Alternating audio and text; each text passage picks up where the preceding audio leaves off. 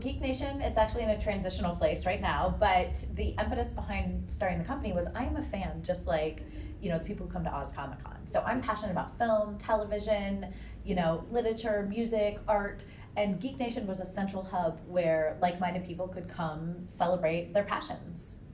I think the highlight was I had my podcast, which was called 5x5, and we recorded over 160 episodes, and it was really great. It was a great groundwork for me in terms of what I do now with the hosting and the moderating, learning to work within that interview style format. So that would probably be my highlight.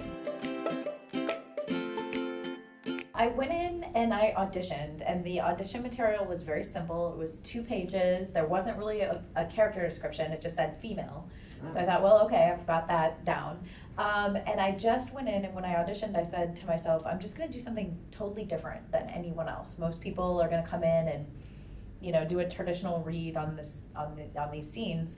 And I'm just gonna come in and play like a crazy off the wall character. It's a crazy show. It's called Buffy the Vampire Slayer. So that was my initial take, and it was a very simple audition process. They called as I was leaving the first day and said, can she come back tomorrow? And then I went back the next day, and then they just said, well, you have the job. So it was pretty painless. He's amazing. He's a genius, obviously.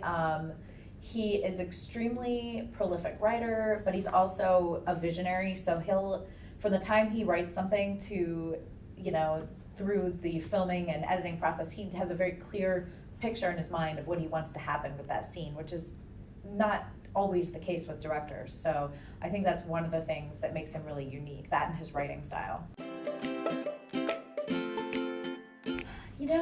I don't know if there's been a question that hasn't been asked per se. I mean, I'm sure there's a million, but nothing is coming to mind off the top of my head. One question I do get asked a lot is, did you take things from the set, or were you able, once the show ended, to take anything as mementos?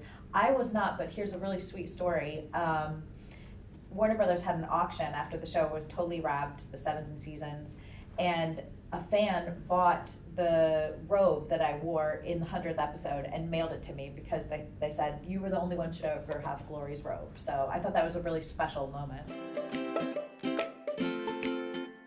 I think it's great. I think that, as long as it has the same tonality and messaging as the original show, why not share a new Slayer and a new cast of characters with a new generation? I think it's wonderful. Well, Bring It On was a cheerleading movie that I did, and it was a ton of fun. We had probably the best time filming that movie. When I first read the script, I didn't totally understand it because a lot of it was written in this cheer lingo, kind of the dialect. So I had to read it a couple times, but it seemed like a really fun movie. So I definitely wanted to be a part of it. I think I auditioned 8 times for that movie. So it was a long audition process, unlike Buffy, which was a short audition process. And we had to do cheers and show that we were athletic, and as well as had to be able to act.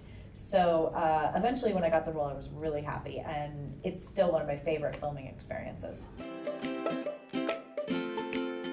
I don't really have a preference. I like the idea with a film that you have the beginning and the end of the character laid out for you.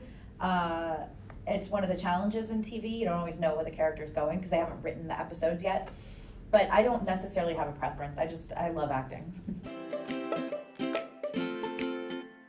I just finished a movie called Cradle Robber that will come out in a few months. And I have a series called Dark Web that's coming out as well.